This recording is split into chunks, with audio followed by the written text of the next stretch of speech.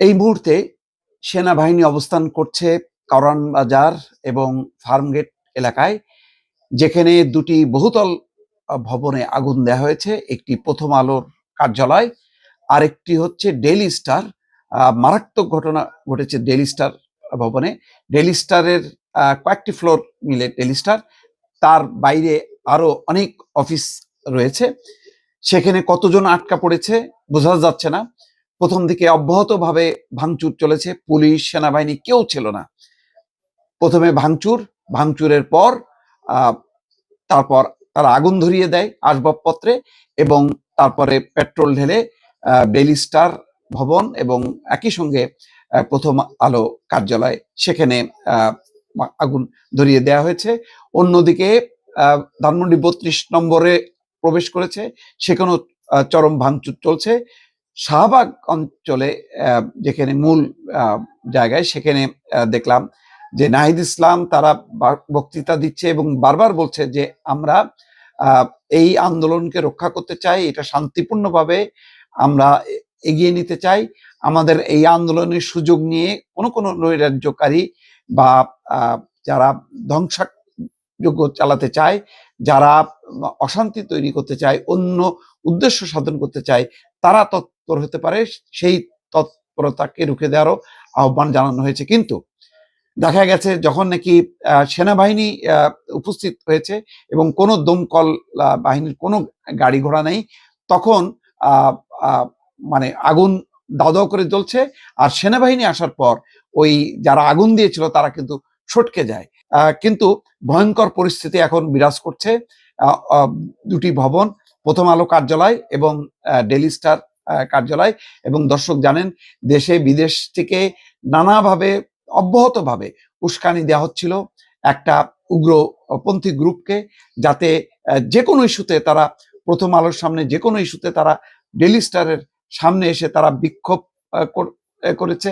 কয়েক দফা তারা হামলা ভাঙচুরের চেষ্টা করেছে, গত 1 বছর ধরে সেটা সফল হয়নি।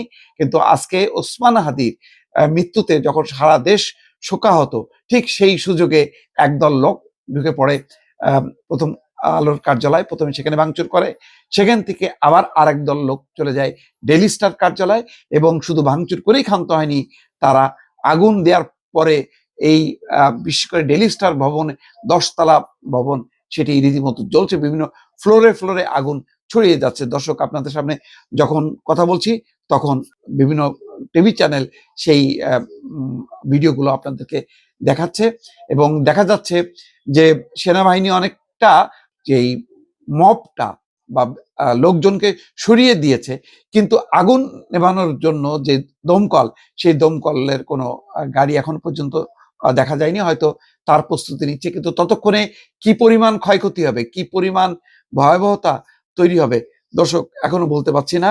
অন্যদিকে আরেক দল লোক কিন্তু ছুটে গেছে 32 নম্বর। এই আজকে হাদির মৃত্যুকে ঘিরে এই ধরনের কোনো কর্মসূচি ছিল না, কিন্তু কেন বিশেষ করে প্রথম আলো এবং ডেইলি স্টারকে টার্গেট করা হলো, এটা খুবই রহস্যজনক।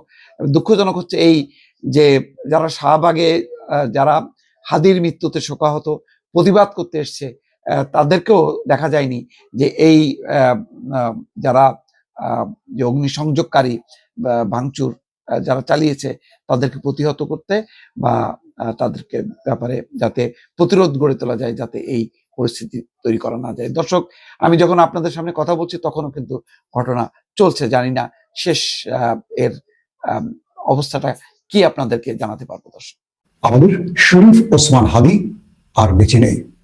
যখন এই খবরটি বাংলাদেশে ছড়িয়ে পড়ে সোশ্যাল মিডিয়াতে, টেলিভিশনের স্ক্রিনে, তখন হাজার তারুণ্য রাজপথে নেমে আসে। যখন এই খবরটি আসছিল, আমি তখন সফর ক্লোজ করে দিয়ে আমার গন্তব্যে ফিরে আসছিলাম। অর্থাৎ আমি আমার পরিবার নিয়ে বাইরে সফরে ছিলাম। প্রতি মুহূর্তে আমি খোঁজ নিচ্ছিলাম হাদির শারীরিক অবস্থা। সিঙ্গাপুরে থাকা হাদির পরিবারের সাথেও যোগাযোগ করছিলাম, বিভিন্ন সূত্রে খবর নিচ্ছিলাম, সোশ্যাল মিডিয়ার মাধ্যমে আপনাদের দিতে চেষ্টা করছিলাম। কিন্তু সঙ্গত কারণে আমি ভিডিও করতে পারিনি, যে কারণে অনেকে আমাকে প্রশ্ন করেছিলেন। এরপর যখন আমি বুঝতে পারলাম বা জানতে পারলাম যে তার শারীরিক অবস্থা অবনতির দিকে, আমি আমার প্রোগ্রাম শেষ করে দিয়ে, মানে শেষ করা বলতে সংক্ষিপ্ত করে দিয়ে আমি ফিরে আসি। কারণ মনে হচ্ছিল দেশে কিছু ঘটতে যাচ্ছে। এরপর আমাদের অনলাইন বন্ধুদের সাথে আমরা ভার্চুয়াল মিটিংয়ে অংশ নেই।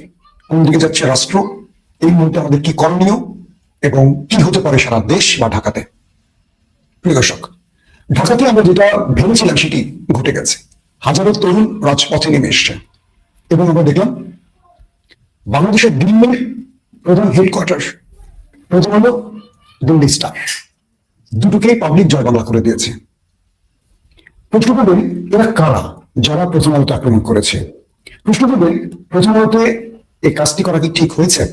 প্রশ্ন করবেন যে দেশকে ভয়ঙ্কর অন্ধকারে নেওয়ার জন্য কেউ কি পরিকল্পিত এই কাজ করছে? এরকম অনেক প্রশ্ন এখন আমাদের সামনে হাজির হয়েছে।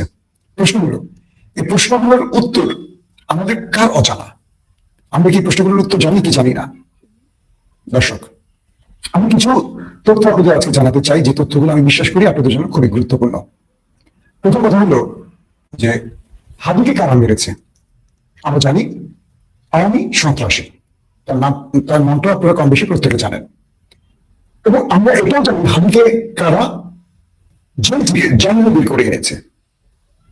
এখন একটা ছোট্ট চিন্তা করেন, ছাত্রলীগ নেতা ফয়সাল করিম মাসুদ খুন করেছে, এটা পুলিশের সাসপেক্ট। যে ছেলেটি অস্ত্র মামলায় জেলে ছিল তাকে বের করে এনেছে কারা? তার নাম কি আপনি জানেন? একটি বড় রাজনৈতিক দলের আইনজীবী ফোরামের একজন ক্ষমতাধর ব্যক্তি। আজকে কিছু তথ্য দেবো আপনাদের, কথাগুলো আমার মনে হয় বলা উচিত, আপনাদেরও শোনা উচিত। 5 তারিখের পর বাংলাদেশে দেশে এবং বিদেশ থেকে প্রচুর হাইব্রিড এবং হাই প্রোফাইল নেতা ঢুকে পড়ে। তাদের মূল টার্গেট ছিল যারা 16 বছর খেতে পারেনি, তারা বসে বসে দম দরবার তদবির করে খাবে। আমি যখন ঢাকায় কয়েকটি 5 স্টার মানের হোটেলে আমার বন্ধুদের সাথে যখন মিট করতাম, দেখতাম পুরো হোটেল ভরা বিদেশ থেকে আসা, আমেরিকা থেকে আসা, লন্ডন থেকে আসা হাই প্রোফাইল ব্যক্তিরা। তারা কোটি কোটি টাকা খরচ করে এই হোটেলগুলিতে অবস্থান করতেন। আর বিভিন্ন জায়গা থেকে আওয়ামী লীগের লোকেরা যারা বিগত পলাতক ফ্যাসিস্ট ছিল, তারা সেখানে এসে হাজির হতো এবং মামলা থেকে বাঁচতে বা এটা থেকে বাঁচতে ওটা থেকে বাঁচতে বড় অঙ্কের টাকা তাদেরকে দিয়ে যেত এবং তারা তাদেরকে সেভাবে বাঁচাতো। বাংলাদেশের রাজনীতির যে ধারাটা, আমি কথাগুলো দিয়ে শুরু করে আমি হাদির জায়গায় যাবো, একটু শুনতে হবে আপনাদের কষ্ট করে। আমাদের বিচার বিভাগের মধ্যে হাসিনা গ্রুপের বড় একটা অংশকে বের করে দেওয়া হয়েছে, নতুন একটা গ্রুপ যোগ হয়েছে। এদের মধ্যে বড় একটা গ্রুপ আছে যারা বড় একটি রাজনৈতিক দলের টার্গেটই হলো এইটা। আমাদের আইনজীবীদের আওয়ামী লীগ ফোরামের লোকগুলো ভেঙে গেছে, নতুন করে আরেকটি গ্রুপ এখানে এসে বসে বড় রাজনৈতিক দলের কিছু কিছু ব্যক্তি, কিছু না অনেক ব্যক্তিরাই এখন দখলে নিয়েছে। তারা কি করছে? আওয়ামী লীগের যাদের হাতে মাল্লু আছে তাদের কেসগুলো নিচ্ছে এবং তাদেরকে ছাড়িয়ে দিচ্ছে জামিনে। এই বড় বড় ফিগারদের সামনে আমাদের হাইকোর্টের বিচারকরা কিছু করতে পারেন না। আসিফ নজরুলের একটা পোস্ট আপনারা দেখেছেন আগে, তিনি বলছেন যে আমাকে দায়ী করা হয়, কিন্তু একটি বড় রাজনৈতিক দলের হাই প্রোফাইল আইনজীবীরা হাইকোর্ট থেকে জামিনগুলো করে নিচ্ছে টাকার বিনিময়ে। এটা কে বলছেন? আসিফ নজরুল নিজে বলছে। তার মানে হলো এই যে আমরা বড় বড় রাজনৈতিক দলগুলোর কথা বলি, এই রাজনৈতিক দলগুলোর আসলে নিজেদের কোনো আদর্শ নাই। আওয়ামী লীগ কিন্তু কাজগুলো করতো না। আওয়ামী লীগ বিএনপি জামাতকে ছাড় দিত না। আওয়ামী লীগ লুটপাট করছে মেগা প্রকল্পের নামে, কিন্তু বিএনপি জামাতকে ছাড় দিত না। তাদের আদর্শ ছিল যে জয় বাংলাকে বিজয় করতে হলে, জয় বাংলাকে আগামী 100 বছর টিকিয়ে রাখতে হলে এদেরকে আপোষ করা যাবে না অর্থের জন্য হলেও। কিন্তু বিএনপি নামের দলটির কোনো চরিত্র নাই, মানে না মানে তারা টাকা ছাড়া রাজনীতি কিচ্ছু বোঝে না, আদর্শ তো নাই। কারণ এই দলটাতে যারা তারা ম্যাক্সিমাম বাইরে থেকে উঠে এসছেন, একদম দায়িত্বহীন ভাষায় বলতে হচ্ছে মানে কষ্ট নিয়ে। আমরা যারা এই দলটাকে পছন্দ করি বা ভালোবাসি, আমরা কোণঠাসা হয়ে যাই, কারণ আমরা একটা আদর্শ লালন করি। তারা কোনো আদর্শ লালন করে তার টাকার কাছে। যেই মাসুদকে অস্ত্র মামলায় গ্রেফতার করা হয়েছে, যার 10 বছর বা 7 বছর আগে বের হয়ে আসার কথা না, তাকে টাকার বিনিময়ে বের করে দিয়েছে সেই বড় রাজনৈতিক দলটির আইনজীবীরা।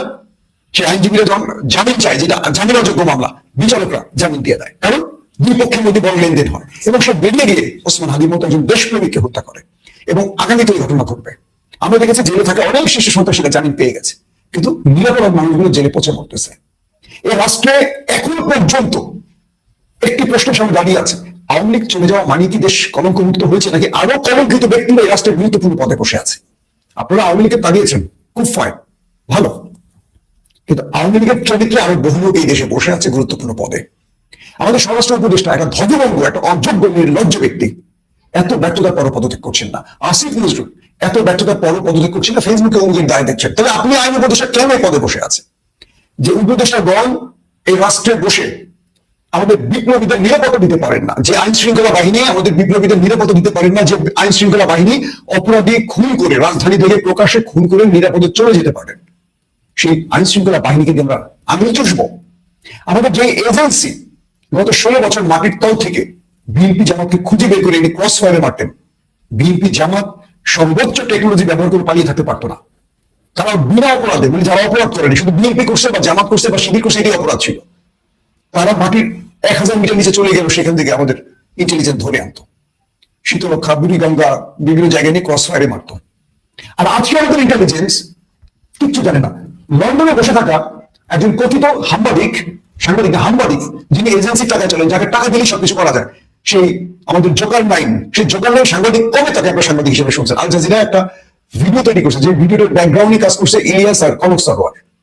শুধু তাকে সূত্র ধরে তাকে অনুসন্ধান রিপোর্টার বলা হয়েছে, আর তিনি বাংলাদেশের এখন সমস্ত গোপন তথ্য ফ্লাশ করেন। গোপন তথ্য মানে তাকে কচুকার থেকে দেওয়া হয়, আর তিনি সেগুলো ফেসবুকে দেন, তিনি গণমাধ্যমে বিশাল কিছু হয়ে গেছেন। আবার তিনি বুঝতে পারছেন আগামী দিন একটা দল ক্ষমতা আসতে পারে, তাই তাদের পক্ষ নিয়ে এখন কথা বলতেছে যাতে আগামী দিন তার বাণিজ্যটা চলে। এবং এই 5 তারিখের পর সেই জোকার নাইন বাংলাদেশের বহু ব্যক্তিকে থ্রেট দিয়ে কোটি কোটি টাকা নিচে তার প্রমাণ আছে। তো সেই ব্যক্তি বলতেছে উনি এখানে হাঁকছেন, এখানে করছেন, সেখানে করছেন, এইভাবে এইভাবে এইভাবে এইভাবে এইভাবে করে ভালো চলে গেছেন। আর আমাদের ডিজিএফআই, এনএসআই, এসবি, ডিবি, আমাদের যত ইন্টেলিজেন্স টিম আছে কেউ জানে না। তো এই আইন শৃঙ্খলা বাহিনীকে দিয়ে আমরা কি করবো? আমরা বারবার বলেছি, রাষ্ট্রকে গোছাতে হলে আমাদের আইন শৃঙ্খলা বাহিনীর মধ্যে পরিবর্তন আনতে হবে, নতুন লোক নিয়োগ করতে হবে। 15-16 মাসে ইউনুস সরকার কোনো পুলিশের লোক নিয়োগ দেয়নি, পূর্বের মালগুলিকে ঘুরে গেছে একই জায়গায় রেখে দিয়েছে। আর সবাই হচ্ছে টাকা ব্যস্ত, বড় বড় পোস্টিং এর জন্য টাকা দিয়ে আমাদের এসপি, ওসি, কমিশনাররা বসে পড়ছেন, বসে যে টাকা বিনিয়োগ করছেন এটা তারা তোলার জন্য ব্যস্ত হয়ে গেছে, আর হাজিরা রাস্তায় মার খাচ্ছে। তো এই যে আমাদের উপদেষ্টা মন্ডলী একটা বিপ্লবের পর ক্ষমতায় বসতেন, তারা কি করেছে? আমাদের মাহফুজরা, নাহিদরা, আসিফরা, তারাও তো অংশ ছিল উপদেষ্টা মন্ডলীর। সবাই শুধু টাকা কামিয়েছে, এই সুযোগটা সবাই কাজে লাগিয়েছে। একটা কি বলবো, টালমাটাল অবস্থা এই সময়টা রাষ্ট্রকে লুটার জন্য যা করণীয়। এখন হাবিব খুনি কে আসলে? শুধু মাসুদ না, হাবিব খুনি হলো তারাই যারা খুনিকে জেল থেকে টাকার বিনিময়ে ছাড়িয়ে নিয়েছে। ফয়সাল, করিম, মাসুদ একক নন। যে আইনজীবীরা তাকে ছাড়িয়েছেন, যে বিচারপতিরা তাকে জামিন দিয়েছেন, যেসব প্রশাসনের লোক, রাজনৈতিক লোক তাকে নির্বিঘ্নে পালিয়ে যাওয়ার পথ করে দিয়েছেন, যারা হাবিব বিরুদ্ধে ন্যারেটিভ তৈরি করছেন, তাকে হত্যার যোগ্য করে দেওয়ার জন্য যারা কাজ করছেন, এরা প্রত্যেকে খুনি। এদের প্রত্যেকের বিচার এখন আমাদের চাওয়া লাগবে। আপনারা যে আইনজীবী তাকে জামিন দিয়েছে, সেই আইনজীবীর বিরুদ্ধে আপনারা যাচ্ছেন না কেন? তার বাড়িগুলি এখন আস্তে আস্তে কেন বলেন শুধু প্রথম আলো ব্যারিস্টার তুললে হবে? যে আইনজীবী তাকে জামিন দিচ্ছে তার বাড়িটা কি আপনাদের রচে না? সে যে কারণেই হোক, যে বিচারপতি তাকে জামিন দিচ্ছে তার নাম কি জানেন না? বাংলাদেশ এখন সেই বিচারপতি পদে বসে আছে কি করে? নিরাপদ লোকগুলো যে প্রচুর সন্ত্রাসীদেরকে জামিন দিলেন মানুষ হত্যার জন্য। দর্শক, হাবির মৃত্যু সংবাদ বাংলাদেশে আসার পরপরই শাহাদত জড়ো হয় হাজারো তরুণ।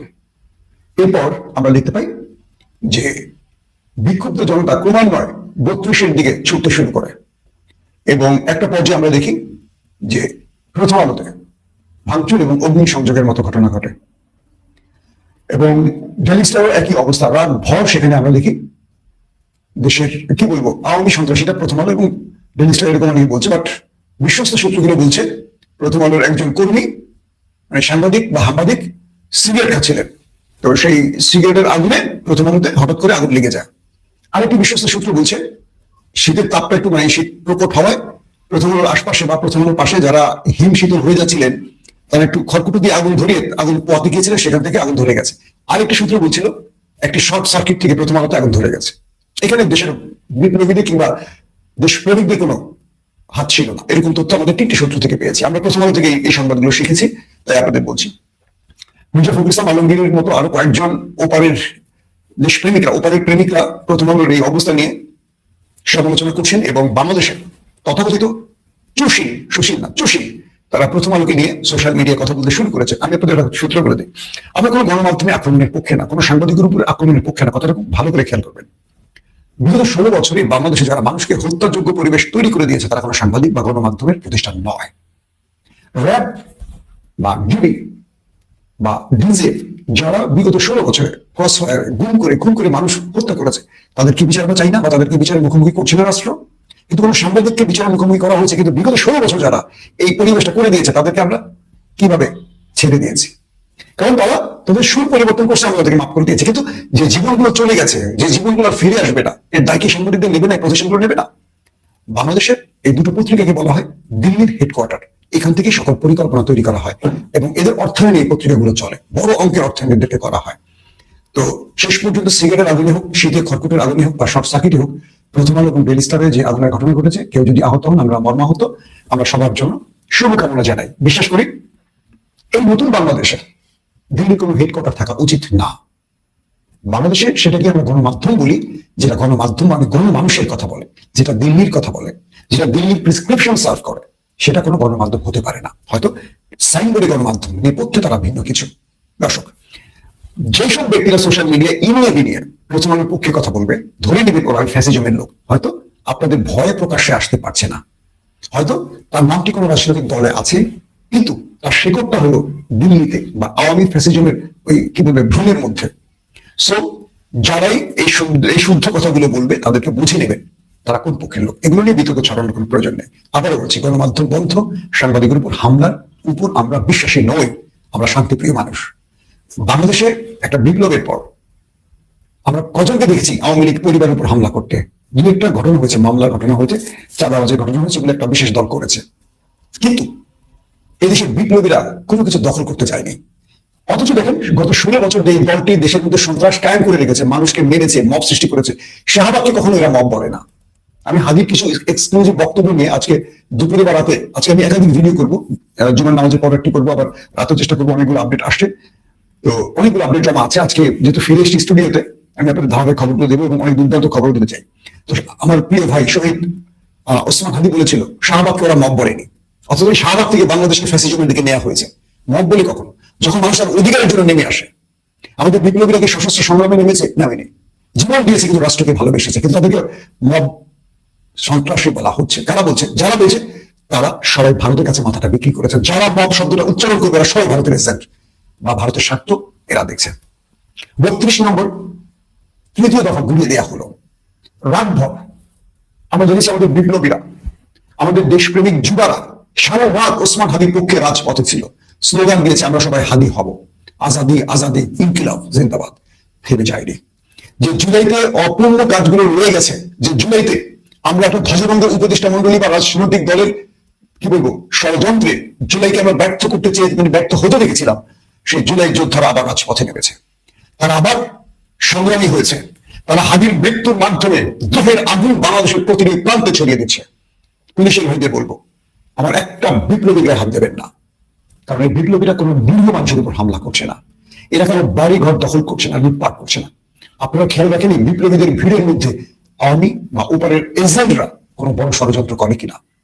বাংলাদেশে 50 জনের হিট লিস্ট তৈরি করা হয়েছে। আজকে দুপুরের ভিডিওতে বা রাতের ভিডিওতে সেই হিট লিস্টের নামগুলো আমি আপনাদের জানাবো। তাদেরকে টার্গেট করছে দিল্লি এবং বাংলাদেশের ষড়যন্ত্রকারীরা।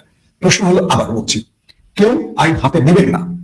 আইন হাতে নেওয়ার অর্থ কি? কোনো নিরীহ মানুষের গায়ে হাত দেবেন না, রাস্তায় কোনো সম্পদ লুট করবেন না, আইন শৃঙ্খলা বাহিনীর আমাদের যারা বন্ধুরা রয়েছে তাদেরকে সাপোর্ট দেবেন। কিন্তু আমাদের শত্রুদের কিছু থাকলে সেটা আইনের আওতায় পড়ে না। কারণ যে দেশের একজন খুনি নির্বিঘ্নে প্রকাশ্যে খুন করে পালিয়ে যেতে পারে, সেই দেশে আইনের উপর ভরসা করা কতটুকু উচিত আমাদের, সেটা আমাদের প্রশ্ন করতে হবে। কারণ এতদিন এই দেশের যুবকরা প্রায় 1 সপ্তাহ, গত শুক্রবার হাদিকে গুলি করা হয়েছে, আজকে নেক্সট শুক্রবার আমরা দেখেছি মূল পরিকল্পনাকারী মূল খুনিকে আমাদের আইন শৃঙ্খলা বাহিনী ধরতে পারেনি। অথচ লন্ডন থেকে একজন বলছেন তিনি এই পথ দিয়ে, এখান দিয়ে, এভাবে, ওখানে, সেখানে করে পালিয়েছেন। তাহলে তিনি কেন তাকে ধরার ব্যাপারে সাহায্য করেননি? অথবা যারা তাকে তথ্য দিচ্ছেন ইন্টেলিজেন্স, তারা কেন তাকে ধরেনি? তার মানে হলো এই রাষ্ট্রের প্রতিটি ক্ষেত্রে খুনিরা বসে আছে। পুলিশের মধ্যে ঘাপটি মেরে আছে ফ্যাসিজমের লোকেরা, আমলাদের মধ্যে ঘাপটি মেরে আছে ফ্যাসিজমের লোকেরা, আমাদের সাংবাদিকদের মধ্যে বসে আছে ফ্যাসিজমের লোকেরা, প্রতিটি সীমান্তে বিএসএফ কি বলে বিজিবিদের মধ্যে বসে আছে ফ্যাসিজমের লোকেরা। একটা লোক এত সহজে দেশ ছেড়ে চলে যেতে পারে, অথবা দেশে যদি থেকেও যায় কি করে এখনো বেঁচে আছে সে, বা তাকে খুঁজে বের করতে পারছি না কেন? আমার মনে হয় আইনের কিছু পরিবর্তন করতে হবে। অপরাধীকে না পেলে তার পরিবারের উপর আমাদের আইনকে একটু ভিন্নভাবে ব্যবহার করতে হবে। কারণ অপরাধী চলে যায়, তার বউ, বাচ্চা, সন্তান তারা নিরাপদে থাকে, তবে অপরাধের মাত্রার উপর ডিপেন্ড করে আমার মনে হয় একটা পরিবর্তন আনতে হবে। কারণ এই হত্যাকারী এখান থেকে মানুষ হত্যা করে এই টাকার বিনিময়ে তার পরিবারকে বিলাসিতা দিয়েছিল, খাদ্য দিয়েছিল, একটা জীবন দিয়েছিল। তারাও এটার সম উপযোগী গুণাগার। তাদেরকেও এই ব্যাপারে ব্যবস্থার মধ্যে শাস্তির আওতায় আসতে হবে। কারণ একটা মানুষ খুনি হয়ে গেছে, তার পরিবার সাপোর্ট না দিলে এটা সম্ভব না। তবে নিরপরাধ ব্যক্তিদের পরিবারের দিকে আমাদের লক্ষ্য হওয়া উচিত না। বাংলাদেশে বহুদিনের মানুষের একটা প্রত্যাশা জায়গা পূরণ হয়েছে। বাংলাদেশে দুটো কি বলবো ওপারের হেডকোয়ার্টার আপাতত কি বলবো বুঝতে পারছেন। এই দেশকে নিয়ে আমরা আর কাউকে ষড়যন্ত্র করতে দেব না। আমাদেরকে ঐক্যবদ্ধ থাকতে হবে। সারা রাত যে যুবকরা জেগেছিল, সকাল থেকে আবার নতুন করে যুবকরা অংশ নিয়েছে শাহবাগে। হচ্ছে ওসমান হাদি চত্বরে। শহীদ ওসমান হাদি, আজ থেকে বলতে হবে শহীদ ওসমান হাদি রহমাহুল্লাহ, যে ছেলেটি 5 ওয়াক্ত নামাজ পড়তেন, যে ছেলেটির হৃদয়ের মধ্যে দেশ প্রেম ছিল, ইসলাম প্রেম ছিল, তার জন্য হাজারো যুবকরা এখন জীবন দিতে প্রস্তুত। আগামীর যুবকরা কোন ভঙ্গুর দশায় দেশকে নিতে দেবে না। আগামীর যুবকরা যারা আজ রাজপথে নেমেছে, তারা কোনো তাবেদারকে, তারা কোনো বর্গীকে, তারা কোনো দিল্লির, কি বলবো, দিল্লির কাছে মাথা বিক্রিকারী কোনো রাজনৈতিক দলকে এই রাষ্ট্রে আর দাঁড়াতে দেবে না। এই শপথে, এটি ছিল আমাদের হাদির শেখার শপথ। এই শপথে আমাদের আগামী দিনে এগিয়ে যেতে হবে। যতদিন হাদির খুনিরা, পরিকল্পনাকারীরা, সাহায্যকারীরা, জামিন আদায় করে আনা আইনজীবীরা, বিচারকরা শাস্তির আওতায় না আসবে, ততদিন আমাদের এই লড়াই অব্যাহত থাকবে। প্রত্যেকে ভালো থাকবেন। আল্লাহ হাফেজ।